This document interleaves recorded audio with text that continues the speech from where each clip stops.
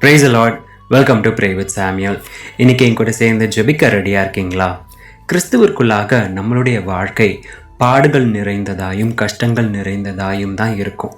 அது நம்மளை உருவாக்கக்கூடியதாக இருக்கும். நம்மளை கஷ்டப்படுத்துவதற்கோ கைவிடுவதற்கோ கிடையாது. பைபிளில் எத்தனையோ தெய்வ மனுஷங்களை குறித்து நம்ம பார்க்குறோம். உதாரணத்திற்கு யோசேபினுடைய வாழ்க்கை எடுத்துக்கலாமே. எல்லாருமே சொல்கிறாங்க யோசேபை உயர்த்தின மாதிரி கர்த்தர் உங்களையும் உயர்த்துவாருன்னு சொல்லி. இருந்தாலும் இன்னொரு வாட்டி அவருடைய வாழ்க்கையை நாம் தியானித்து பார்ப்போமே. அடிமையாக கொண்டு போகப்பட்டார் எகிப்து தேசத்திற்கு.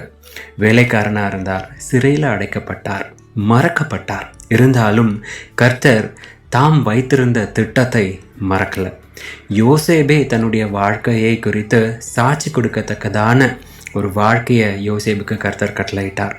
ஆதியாகமம் 45ஆம் அதிகாரம் 8ஆம் வசனத்தில் யோசேபு இப்படியாக தன்னுடைய வாழ்க்கையை குறித்து சாட்சி கொடுக்கிறார்.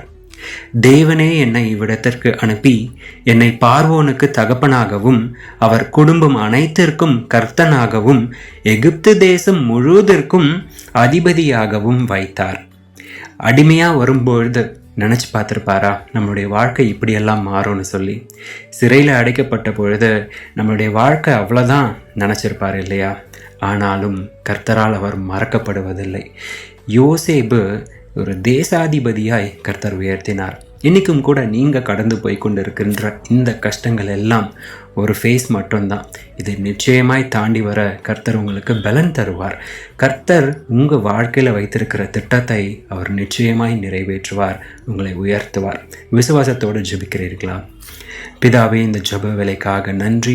என்னோடு கூட சேர்ந்து ஜெபிக்கின்ற ஒவ்வொருவரும் உம்முடைய கரத்தில் கொடுக்கின்ற ஆண்டவரே, இன்று எங்கள் வாழ்க்கையில் நாங்கள் கடந்து போய் கொண்டு இருக்கின்ற எல்லா பாடுகளையும் கர்த்தாவே நீர் தாண்டி வர பலன் தருவீர் என்று நாங்கள் விசுவாசிக்கிறோம்.